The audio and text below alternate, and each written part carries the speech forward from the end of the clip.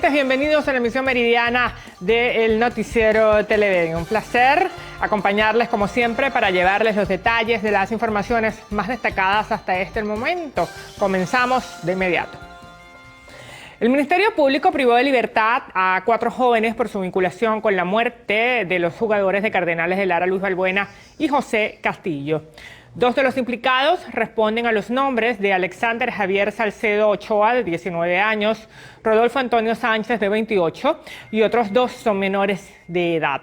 Tras el accidente ocurrido el pasado 7 de diciembre en el sector La Negrita del municipio Independencia de Estado Yaracuy, en el que la camioneta en la que viajaban los peloteros se volcó al colisionar con unos objetos colocados en la autopista Cimarrón Andresote.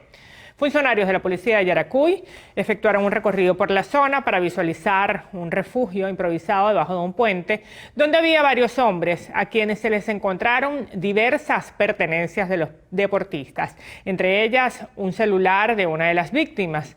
Los implicados mayores de edad fueron presentados y sentenciados por los delitos de homicidio intencional calificado en la ejecución de un robo, obstaculización de vía de circulación, uso de adolescentes para delinquir y asociación, mientras que los menores fueron imputados por los delitos de agavillamiento, homicidio calificado y obstaculización de la vía de circulación. Avanzamos con otras informaciones y efectivos del Comando Antidrogas adscritos a la Guardia Nacional Bolivariana incautaron 11 kilos de presunta cocaína oculta dentro de 3 cajas de encomiendas de la empresa FADEX.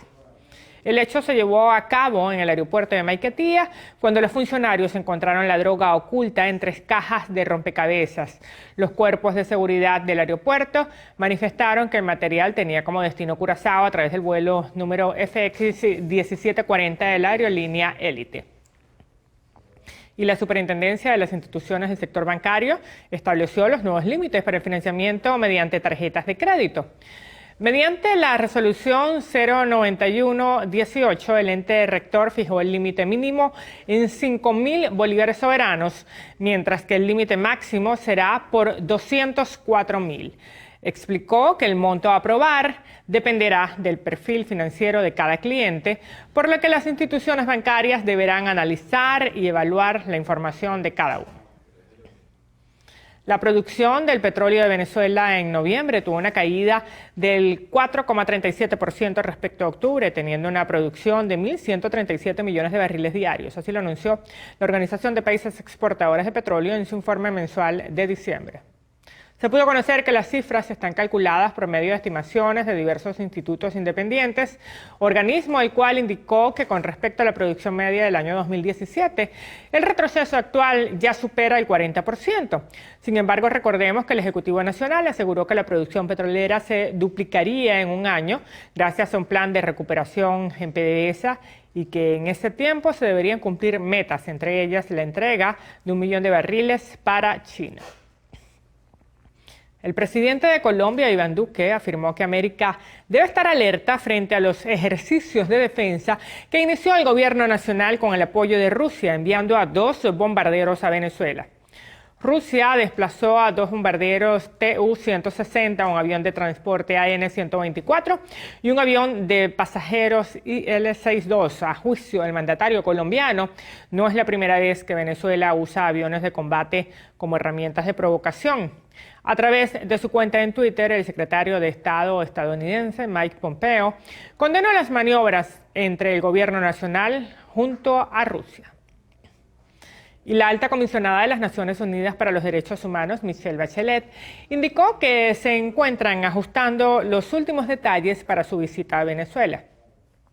Bachelet recalcó el trabajo que están haciendo para que su oficina pueda volver al país. Añadió que han mantenido conversaciones con el ministro de Relaciones Exteriores y que le ha señalado que está disponible para volver, de acuerdo a las condiciones que se fijen.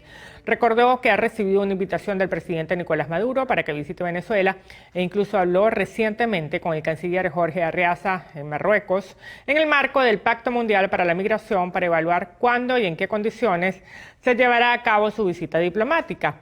En otro orden de ideas, la alta comisionada manifestó su apoyo a la decisión del nuevo presidente de México, Andrés Manuel López Obrador, de crear una comisión de la verdad sobre el caso de los 43 estudiantes desaparecidos en el 2014.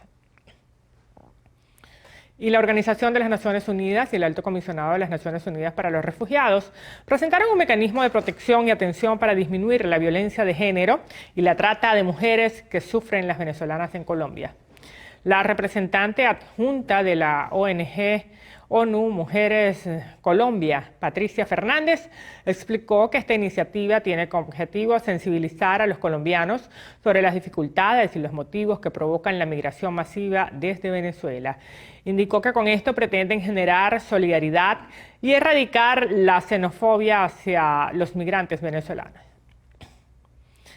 Y el próximo ministro de Relaciones Exteriores de Brasil, Ernesto Araujo, designado por Jair Bolsonaro, anunció que su país se apartará del Pacto Global de Migración lanzado en Marrakech por ser un instrumento inadecuado para lidiar con el problema. A través de su cuenta en Twitter, Araujo detalló que la migración no puede ser tratada como una cuenta global, sino de acuerdo con la realidad y la soberanía de cada país. Asimismo, explicó que sus mensajes, que la migración es bienvenida, pero no debe ser indiscriminada y por ello debe contar con criterios que garanticen la seguridad de los migrantes y del país.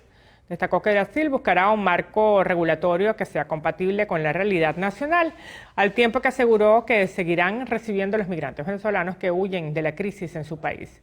Recordemos que este pacto mundial fue abordado y aprobado este lunes en la cumbre que se celebra en la ciudad marroquí de Marrakech, entre llamamientos a una cooperación multilateral para afrontar un fenómeno de dimensión global. Y la directora y cofundadora de Efecto Cocuyo, Lizmely Reyes, fue incluida en la lista de periodistas seleccionados para ser la persona del año escogida por la revista Time. Reyes, quien se convierte en la primera venezolana incluida junto a otros periodistas como parte de la persona del año en la publicación estadounidense, comparte el reconocimiento con colegas de amplia trayectoria y provenientes de distintas latitudes. En el listado aparece el columnista de Washington Post, Jamal Khashoggi, quien fue asesinado en el consulado de Arabia Saudita en Turquía por orden del príncipe saudí Mohammed bin Salman.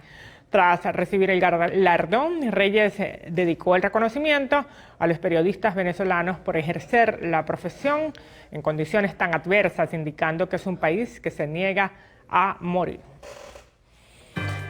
Bueno amigos, es momento de nuestra primera pausa en la emisión meridiana del noticiero. Y este martes se registró un caos vehicular en el kilómetro 15 de la carretera panamericana debido a que un camión de Hidrocapital se hundió en un bache. El hecho ocurrió en las inmediaciones de la recta de las minas en San Antonio de los Altos, cuando el vehículo del estatal cayó en el hueco que los mismos obreros de la empresa abrieron para reparar una tubería del sector. Esta situación se mantuvo hasta horas de la tarde, generando un gran congestionamiento en la arteria vial. Sin embargo, a pesar del accidente, no se reportaron personas heridas.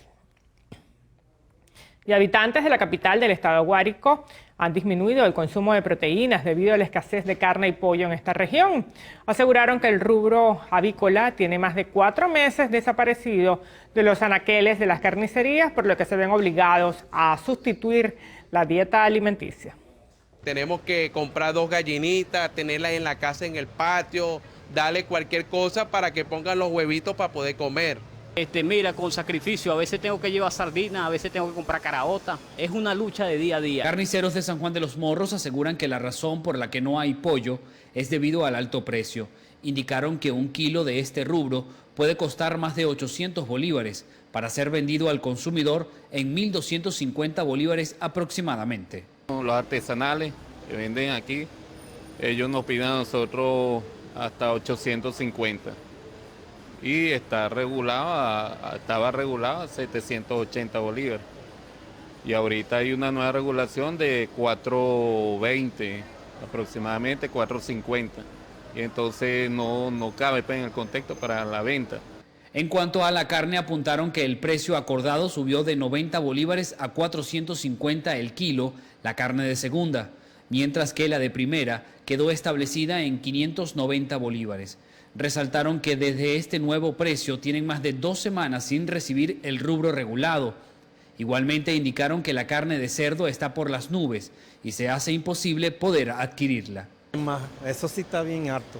Eso también es imposible comprarlo. ¿Por qué? Sí, para no tener problemas con el gobierno, pues. ¿Cuánto se lo están vendiendo y cuánto tendrán? Lo venía a 1.500 en canal para venderlo en 2.300 para poderle ver algo. Los carniceros señalaron que las ventas han disminuido y para poder sostenerse se ayudan vendiendo otros cortes del ganado o charcutería. Estamos trabajando con los pocos rubros que hay, que si salchicha, esas cuestiones que si el cochino y otros rubros pues, que no tengan nada que ver directamente con lo que es carne. Finalmente, los carniceros indicaron que ante la disminución de las ventas, muchos empleados han tenido que dejar sus puestos de trabajo. Igualmente resaltaron que en algunas ocasiones se han visto obligados a tener que trabajar solamente en familia. Desde el estado Guárico, Jorge González, Televen.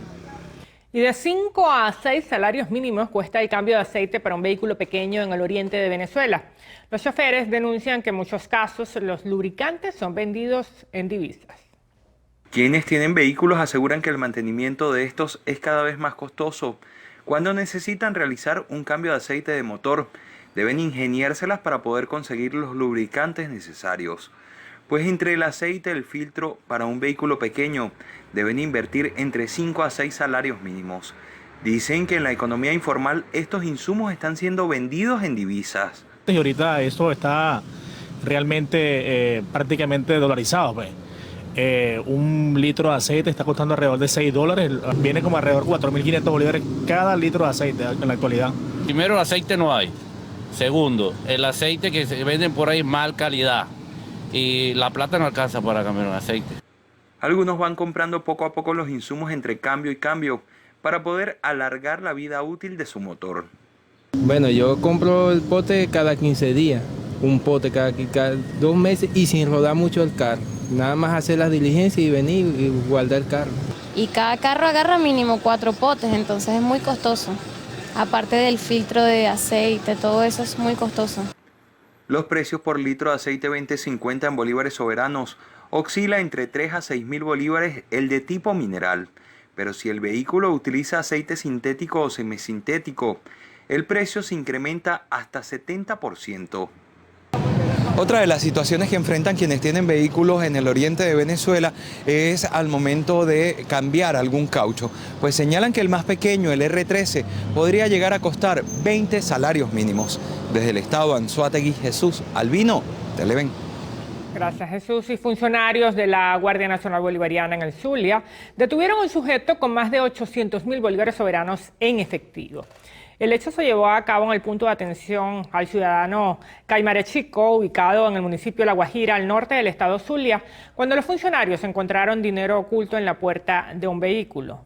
En el paquete se encontraron billetes de nuevo cono monetario, la mayoría de alta denominación, entre 10, 50, 100 y 200 bolívares, los cuales sumaban una cantidad de 847.000 bolívares soberanos. Y a propósito de la celebración de la Serie del Caribe 2019, la alcaldía de Barquisimeto inició la recuperación de espacios públicos en esa ciudad situada en el estado de Lara.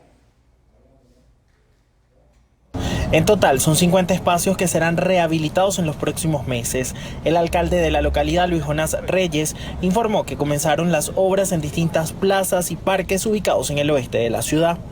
Además del esfuerzo de la recuperación de plazas, como lo hemos hecho con el Monumento de las Madres, con la Plaza Bolívar de Barquisimeto, con la Plaza Miranda, con el parque, con el Cardenalito del Este, con la Plaza El Tamunangue, con el Paseo Las Flores, con la Plaza Las Américas en Río Claro, la Plaza Bolívar de la Parroquia Juárez, de la Parroquia de Felipe Alvarado, Cujita, Maca, un esfuerzo de recuperación de espacios públicos.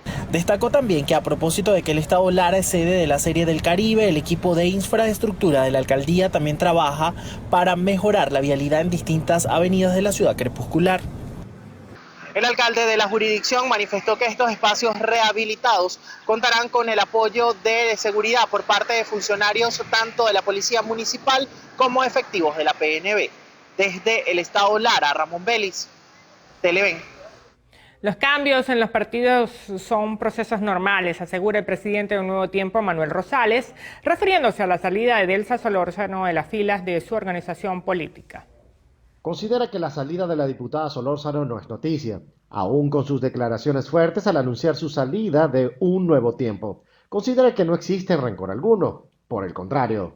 Sería como seguirlo el mal ejemplo del oficialismo, que tiene a la gente ahí amarrada, obligada, secuestrada, perseguida. No es Un Nuevo Tiempo, bienvenido el que llega y muchas gracias al que se va. Habló del tema electoral y calificó a las pasadas elecciones como una especie de simulacro, pero el tema era Delsa Solórzano y ante esto insistió.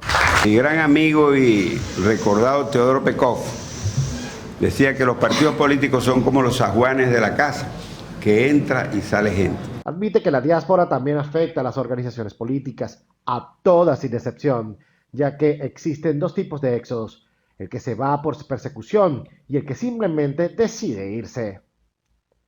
Desde el estado Zulia, Lenín Danieri, Televen. Y el alcalde del municipio Vargas, Estado Vargas, José Alejandro Terán, indicó que los impuestos en el municipio serán pagados con Petro como sustitución de la unidad tributaria. En utilizar el Petro en la función de unidad de medida para poder establecer el cálculo de todo el sistema tributario municipal, ¿no? Los municipios tenemos autonomía para implementar algunos impuestos como el impuesto de publicidad, impuesto de vehículos, lo que tiene que ver con las licencias de actividades económicas, las tablas de valores de la construcción, las multas que establecemos también, y todo eso hemos escogido el Petro como una unidad de medida en sustitución de la unidad tributaria, pues, ¿no? En este sentido, por ejemplo, las tablas de valores de la construcción ya ha sido autorizado que las personas puedan hacer las negociaciones en Petro. Terán también informó que Vargas es uno de los estados más seguros del país, ya que a su juicio tiene los índices de inseguridad más bajos del territorio nacional. El alcalde también indicó que espera mejorar los servicios públicos en la entidad el próximo año. Bueno, nos vamos a una nueva pausa en la emisión meridiana. Al regreso revisaremos el panorama internacional y lo más destacado del acontecer deportivo.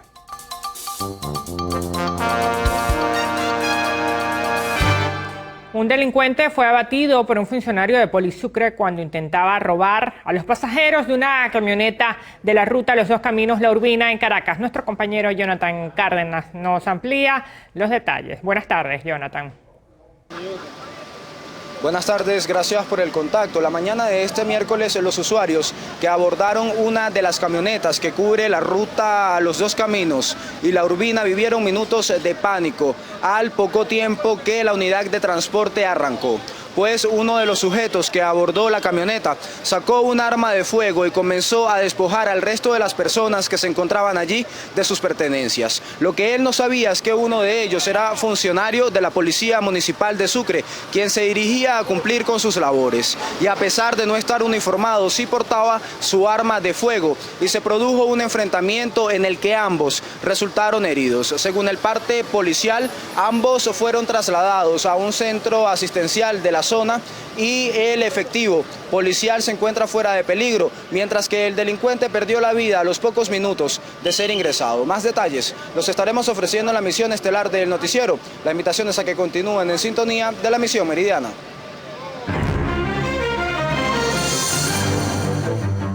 Comenzamos nuestro recorrido internacional en México, donde sube a 7 las personas fallecidas por estallido de juegos pirotécnicos en ese país. El estallido se originó de pirotecnia fuera de una iglesia en la municipalidad de Tequisquiapan, estado de Querétaro, durante un festejo en el marco del Día de la Virgen de Guadalupe, que México celebra cada 12 de diciembre. Acompañados por una banda de música. El alcalde de Tequisquiapan, Antonio Mejía, declaró en conferencia de prensa que el estallido se produjo por un error humano porque tenían indicios de que una chispa cayó sobre unos 1.500 cohetones, los cuales estaban acomodados en hilera para ser detonados durante el festejo. Y en Estados Unidos fue desalojado un edificio de Facebook en California del Norte tras una amenaza de bomba que recibió el Departamento de la Policía de Nueva York y posteriormente trasladado la alerta a las autoridades de Menlo Park. El edificio ubicado en la calle Jefferson Drive de la localidad, ubicada al sur de San Francisco, donde Facebook tiene su sede, fue inspeccionado con unidades antiexplosivos y perros que no se encontraron paquetes o artefactos sospechosos, de acuerdo a un comunicado de la policía de la zona.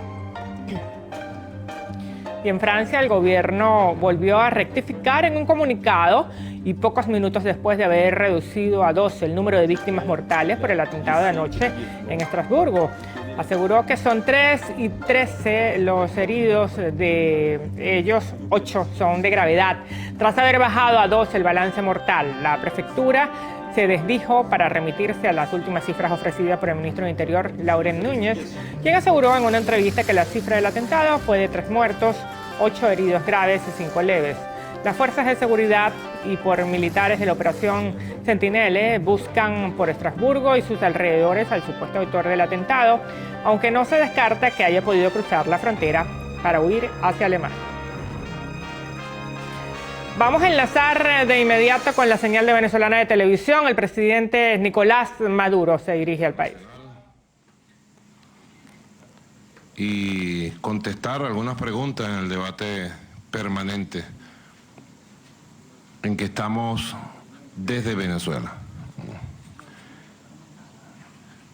Recientemente hemos culminado de manera brillante y exitosa las elecciones para los líderes locales de las instituciones públicas del país, los consejos comunales. Una elección impecable desde el punto de vista logístico, tecnológico, de seguridad. Es la elección número 25 que en línea se ha hecho. Es la tercera elección en este tipo de consejos municipales, separadas. Desde la primera elección en el año 2000, diciembre del 2000, siempre me pareció que era oportuno, a pesar de que mucha gente opina que no, alguna gente opina que no. Me parecía muy oportuno que los líderes locales, municipales, en una democracia verdadera, se elijan en elecciones únicas, exclusivas para esos poderes. No que se eligieran bajo la mampara de la presidencia de la República o de otras elecciones de gobernadores y alcaldes, sino que los líderes locales de los movimientos sociales, partidos políticos del pueblo, fueran a buscar su voto directamente. Y me parece que ha sido la tercera oportunidad, la mejor de todas. El más alto nivel de participación en elecciones de este tipo. Cada elección tiene sus características. Hemos roto récords de participación en elecciones de este tipo. La elección del 2000 hubo una participación del 23%. La recuerdo perfectamente porque fue la elección donde hicimos el referéndum sindical. Y a pesar de la polarización del referéndum sindical para entonces, votó el 23%. Pero lo importante es que se eligieron consejos municipales que arrancaban con el nuevo concepto constitucional. Era el año 2000. Todavía estamos jóvenes, pero el 2000 ya han pasado, ¿cuánto? 18 años. La segunda elección de este tipo se hizo en el 2005 y participó el 25%. Y en esta oportunidad participó alrededor del 28%. Ha habido un resultado muy positivo. Hemos obtenido casi el 90% de los cargos. Y las fuerzas del Gran Polo Patriótico, sumadas, han obtenido el 75% de los votos. Esto no se puede desdeñar o dejar a un lado. Es lo que yo digo siempre, señores periodistas, señoras periodistas. Nosotros somos de verdad. Existimos. Yo no soy un fantasma. No soy un fantasma, ni soy, ¿cómo se llama la serie esta donde aparecen los muertos vivos? Ni fantasmas ni zombies somos. Somos de verdad y estamos bien vivos. Y sonamos como esta madera. El movimiento bolivariano revolucionario fundado por el comandante Hugo Chávez está vivo, de pie, pujante, fuerte, organizado, con una gran capacidad de movilización. No hicimos una campaña grandilocuente, no lo hicimos, ustedes lo saben. Casi que ni pusimos cuñas en la radio y televisión. Yo no me involucré ni se involucró a fondo toda la fuerza política que tenemos de la revolución, sino dejamos la capacidad de campaña y de movilización en el líder local, en la lideresa local, en los anónimos, en los que ustedes no conocen, pero que están todos los días allí, entre calles, callejones, veredas, canchas, hablando, trabajando, resolviendo, padeciendo, sufriendo, sonriendo, viviendo con el pueblo. Ahí dejamos el nivel. Y bueno, hay un buen resultado. De una democracia que hace su elección número 25. Yo la comparaba con la de Estados Unidos. Más o menos 10 elecciones. Es un medidor, pues. Hay cosas para medir. Por ejemplo, en Estados Unidos al presidente no lo elige el pueblo directamente. En Venezuela sí. Son cosas para medir solamente. En Venezuela en 20 años nos han acusado de querer imponer una autocracia, una dictadura. Al comandante Chávez le dijeron que era un dictador. ¿Se lo dijeron o no se lo dijeron? Lo repitieron 1000 veces. A mí me dicen lo mismo, todos los días. El dictador Maduro. Lo dicen. Los enemigos de Chávez lo dicen. Los enemigos de Venezuela, los enemigos de la revolución bolivariana lo dicen, lo repiten como loros y como loras. Maduro dictador. Y yo siempre digo, como lo dije en la ONU, canciller, cuando fui en septiembre, ¿cómo puede ser dictador un hombre como yo, que viene de las bases populares?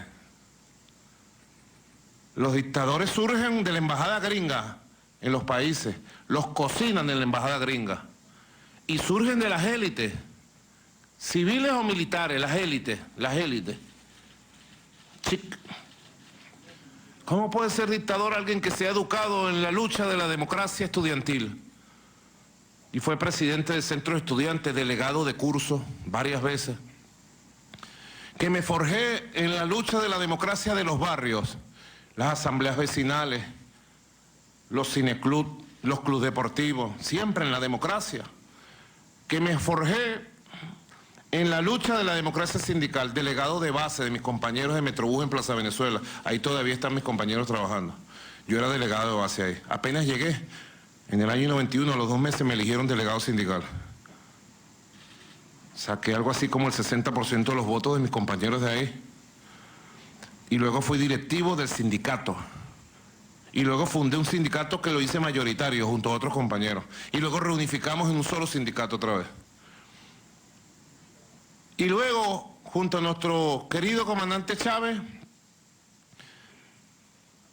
entramos en las luchas que nos llevaron a la constituyente, electo constituyente por Caracas, tercero más votado. Nadie me impuso, no me impuso la embajada gringa en una lista. Luego me eligieron diputado en la Asamblea Nacional, en lo cual llegué a ser presidente en una temporada, 2005-2006. Luego el comandante Chávez me llamó a gobierno, un gobierno democrático. El año que me llamó a ser canciller, me designó canciller. 2006 fue el año que triunfamos con mayor cantidad de votos, 63%. 63%. Y fui canciller de un gobierno democrático. No solo democráticamente electo, sino democrático en todo su sentido. Y luego, el comandante Chávez hace exactamente 6 años, por estos días. Yo estos días, Cilia sabe, los recuerdo con mucha nostalgia y tristeza. Porque en estos días se conmemora, se cumplen 6 años exactos de la operación del comandante Chávez. un día como hoy. Y ustedes saben todo lo que sufrimos, todo lo que padecimos. Y esos dolores están vivos todavía en quienes nos consideramos sus hijos en esta vida. Me dio una orden. ¿Por qué Chávez decidió que fuera yo? ¿Ustedes no se han preguntado? Digo yo, es una buena pregunta hacerle al pueblo, para que el pueblo la responda. El pueblo la sabe responder, el pueblo no titubea con esas preguntas. Me designó. Y aquí estoy. Fui electo una vez. Reelecto ahora el 20 de mayo. Todo lo que soy se lo debo a la lucha, al esfuerzo y al voto popular. Todo lo que somos se lo debemos a un esfuerzo. Yo no le debo nada a la embajada gringa, nada, ni le debé jamás al imperio gringo, nada. Ni a los multimillonarios, ni a los oligarcas, no le debo nada. No, afortunadamente no le debemos nada. Somos libres. Yo soy libre e independiente. Soy un presidente libre e independiente. Así pueden titular la rueda de prensa. Maduro se declara un presidente libre e independiente. Así somos, así soy. Y lo digo porque no es poca cosa 25 elecciones. En el periodo que me ha tocado estar al mando, se han hecho 9 elecciones. Te las voy a dibujar con mis dedos. 9. Naguará. O sea, se han hecho tantas como en Estados Unidos durante 20 años. Y yo soy un dictador. 9 elecciones. Hemos ganado 8 y perdimos una. Está bien. Nos dolió esa derrota. Pero nos dolió por lo que le duele ahora a todos ustedes, compatriotas que me escuchan. Nos dolió porque la Asamblea Nacional en manos de la burguesía, de la oligarquía, ha sido destruida, anulada, lanzada a la basura. La Asamblea Nacional era la institución, una de las instituciones de mayor prestigio que había Venezuela hasta el 2015. Medida en todas las encuestas nacionales e internacionales. Segunda o tercera institución de mayor prestigio. La gente sabía que podía ir a la Asamblea Nacional y tenía respuesta. La gente confiaba en las leyes que se legislaban en la Asamblea Nacional. Hasta que llegó la oligarquía, nos ganó las elecciones, reconocimos su triunfo, fui a la Asamblea Nacional, le reconocí el poder y le dije vamos a convivir y ellos hicieron todo lo contrario. Se metieron con nosotros y el que se mete con nosotros se seca y la Asamblea Nacional se secó. Seca, se quita. Eso no sirve para nada. No hay ni para reciclar, pues. Pues uno la basura la puede reciclar. La Asamblea Nacional no la puede ni reciclar. ¿La destruyeron? No fue culpa de nosotros. La destruyeron. Asamblea Nacional no tiene ni la credibilidad de los votantes de la oposición. Ustedes lo saben. Tiene 80% de repudio público. No tiene la credibilidad. Al contrario, los votantes de la oposición le reclaman su incapacidad, etcétera, etcétera. 9 elecciones. Pero además, si quieren otro número récord, en 16 meses, o sea, apenas en año y medio, hemos hecho 5 elecciones vitales para el país, para la renovación pública de la democracia. El 30 de julio la elección de la Asamblea Nacional Constituyente, magno poder que está en pleno funcionamiento y le trajo paz al país, estabilidad al país, fortaleza al país. La gran vacuna del país contra la conspiración y la violencia, la Asamblea Constituyente, es la gran vacuna. 15 de octubre de 2017, elección de los 23 gobernadores. 10 de diciembre, exactamente casi hace un año, elección de las alcaldías, 335 alcaldías del país. 20 de mayo, elección presidencial, boicoteada y saboteada por el gobierno de los Estados Unidos de Norteamérica y sus gobiernos satélites en el continente. Satélites, pónganlo claro en la redacción de las notas, satélites. No hacen nada que no venga del gobierno de Estados Unidos. El gobierno de Colombia, presidente Duque, no va ni para el baño si no tiene la autorización del embajador Whitaker en Bogotá. En Bogotá manda Whitaker, el embajador de Estados Unidos, no manda Duque, ustedes lo saben.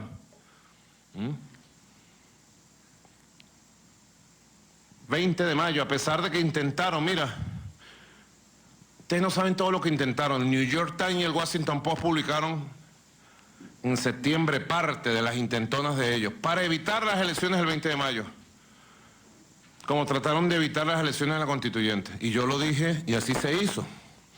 Hay fortaleza institucional, moral, constitucional, política, militar, popular. Llueva, truene o relampaguee, en Venezuela va a haber elecciones. Lo dije con la Constituyente y hubo elecciones constituyentes. Y nos dijeron, si hay elecciones constituyentes los van a invadir, los van a acabar, los van a destruir, los van a... Y aquí estamos, vivitos y coleando, como dicen, vivos y triunfadores. Y lo mismo dijeron para el 20 de mayo. Y hubo elecciones el 20 de mayo. Desafortunadamente el candidato de la oposición se hizo un harakiri electoral a las 11 de la mañana. Hubiera salido mejor en las elecciones él. Y se cumplió constitucionalmente lo que está mandado. Solo el pueblo elige en Venezuela. Solo el pueblo elige todos los cargos, incluyendo el presidente de la República. Y ahora, el 9 de diciembre, el pueblo culminó este ciclo virtuoso de 5 elecciones en 16 meses con las elecciones de los dirigentes. Yo les deseo toda la suerte desde aquí. En los próximos días voy a tener una reunión con todos los concejales y concejalas para hablar del poder local, para entregarles recursos a los concejales y concejalas y tengan con qué gestionar, para darle un conjunto de orientaciones, para unir estos miles de concejales y concejalas que el pueblo ha elegido del movimiento revolucionario, del PSUV, del Gran Pueblo Patriótico, unirlos al gobierno nacional y que ellos sean nuestros oídos, nuestra voz, nuestras manos en las comunidades. Esto es muy importante porque fíjense ustedes, esta comparecencia quiero también resaltarlo, hay una negación permanente de que en Venezuela hay una democracia. Ustedes ven las declaraciones del gobierno de Estados Unidos y sus satélites. En Venezuela hay que restituir la democracia. Maduro es un dictador. ¿Por qué nos llaman dictador? Para justificar cualquier acción contra Venezuela. Es una operación simple. Al lado de esto hay una campaña de desinformación que no tiene parangón con ningún país del mundo. Nosotros tenemos estadísticas, llevamos estadísticas permanentes, yo las tengo aquí. Estadísticas permanentes de la campaña que hay. Traje nada más las estadísticas de la campaña que hay en los medios de comunicación estadounidenses. En 90 medios de comunicación estadounidenses. Solamente desde el 1 de enero de este año al 8 de diciembre se han publicado, han circulado y han editado más de 4.142. ¿Cuál es la cámara? Aquí hay una cámara torcida, entonces déjame sacarlo por aquí. 4.142, más de 4.142 noticias negativas. El 90% de todas las noticias sobre Venezuela. Es una campaña incesante, infame, permanente, para negar la democracia y para crear las condiciones para justificar cualquier acción promovida desde el poder del gobierno de los Estados Unidos contra las instituciones legítimas y la paz del pueblo venezolano. Cualquier acción, como el 4 de agosto que intentaron matarme, con la protección de la Chirita y de nuestro Dios sagrado, salvamos todos nuestra vida para seguir en batalla.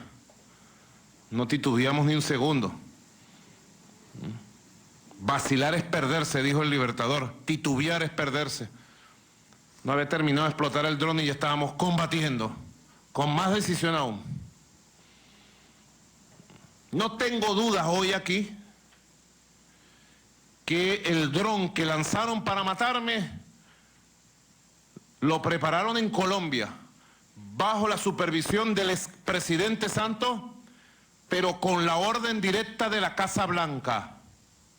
No tengo dudas en este momento de que la Casa Blanca, a uno de los más altos niveles, estaba en cuenta, informado y autorizó el dron contra Nicolás Maduro. Y nosotros, no tengo dudas en este momento. Y que el mismo personaje que autorizó el uso del dron y el asesinato del presidente Nicolás Maduro protege a los autores intelectuales y planificadores del atentado que viven protegidos por el gobierno de Estados Unidos en la Florida. Yo he dado el nombre, he mostrado sus caras en varias oportunidades. Nuestro gobierno le ha exigido al gobierno de Estados Unidos, a través de su embajada aquí en Venezuela, que responda, que nos los entregue. Y la respuesta ha sido, mira, silencio, silencio cómplice, silencio cómplice, silencio cómplice. Ni hablemos del gobierno de Colombia, el pasado y el presente. Cómplices, cómplices de toda la conspiración.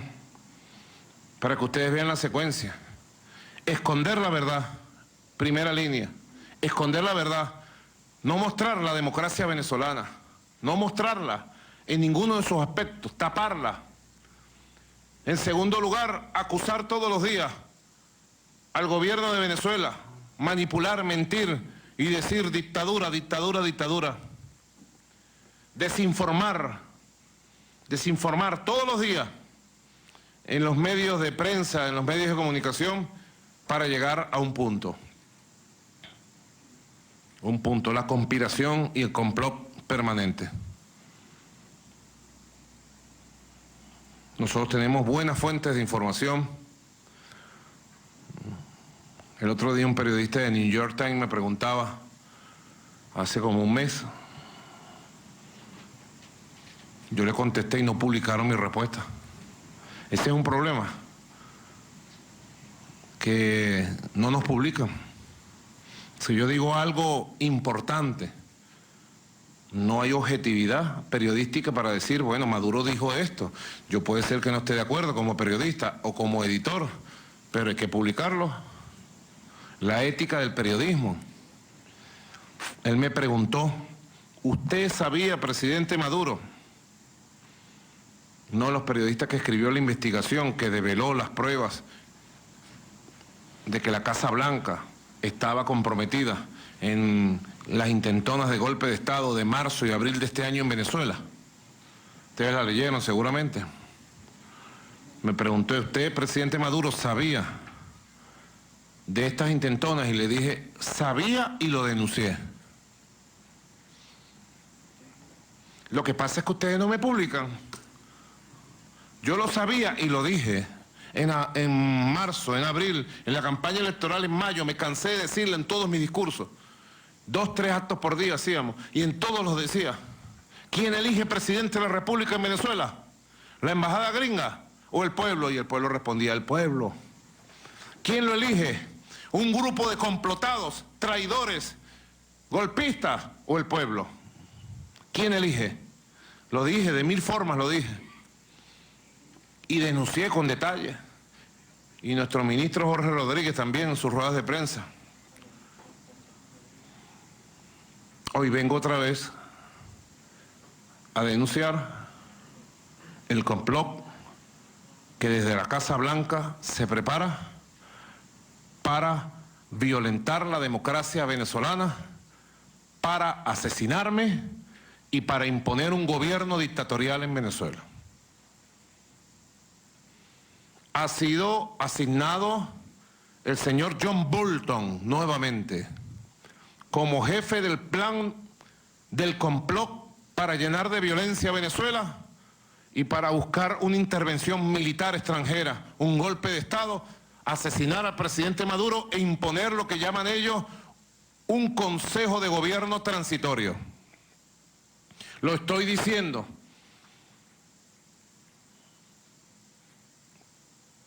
para que se sepa, para develar sus planes. Son muchos planes. A John Bolton lo llaman en los pasillos de la Casa Blanca Mr. President. Vicepresidenta, canciller, ustedes saben que es así. En los corrillos de prensa de Nueva York, perdón, de Washington y de Nueva York también. Y en los corrillos de la Casa Blanca se le dice Mr. President a John Bolton, porque él dice que él puede decidir por su cuenta todo lo que haya que decidir. Y en el caso de Venezuela dice que él va a derrocar al gobierno de Venezuela. Y mantiene contactos y comunicación con sectores de la ultraderecha golpista venezolana. Ha convertido a Colombia en la base de operaciones de estos planes enloquecidos, llenos de odio, que vamos a derrotar. Tengan la seguridad que los vamos a derrotar. Y acaba de ir a Brasil la semana antepasada. De Brasil nos llega buena información. Le agradezco a nuestros amigos del Brasil, porque el pueblo de Brasil y las fuerzas militares de Brasil quieren paz y cooperación con Venezuela. Nadie en Brasil quiere que el gobierno entrante de Jair Bolsonaro se meta en una aventura militar contra el pueblo de Venezuela. Nadie en Brasil. Y nos ha llegado buena información, compañeros militares de Brasil, muy buena. Bolton desesperado, John Bolton, asignándole él misiones para provocaciones militares en el sur de Venezuela, en la frontera con Brasil. Y en el gobierno entrante, uno es más loco que otro. Uno es más loco que otro. Hay un vicepresidente designado, ¿no? Ahí eligen la fórmula presidente, vicepresidente la eligen en fórmula conjunta. El vicepresidente, no sé si tenemos esos videos. El vicepresidente es un general, se llama Hamilton Mourão. Y Hamilton Mourão declara todos los días como presidente paralelo en Brasil. Todos los días fija política internacional. Todos los días fija la pauta de lo que va a ser la política de ese gobierno. Casi ni se le escucha la palabra, la voz a Jair Bolsonaro, presidente electo. Es el vicepresidente que todos los días dice que va a invadir a Venezuela, que Brasil va a utilizar sus fuerzas militares. Declaró, aquí está la agencia ANSA, general prevé golpe de Estado en Venezuela. General Hamilton Mourão, ahí aparece al lado de Bolsonaro, ¿ves? Es el que tiene cara de loco que está ahí al lado, ¿ves? Cara de loco. Un loco. Declarar lo que él ha declarado es cosas de loco. Decir que una fuerza militar brasileña va a ingresar a Venezuela es de loco. ¿Qué creen ustedes? ¿Que esta tierra no tiene quien le duela? ¿No tiene quien la defienda? ¿Cree la ultraderecha del mundo que Venezuela no tiene quien la defienda? ¿No tiene pueblo y no tiene fuerza armada? ¿Ah? Que no se equivoquen nunca. Le pido a Dios paz.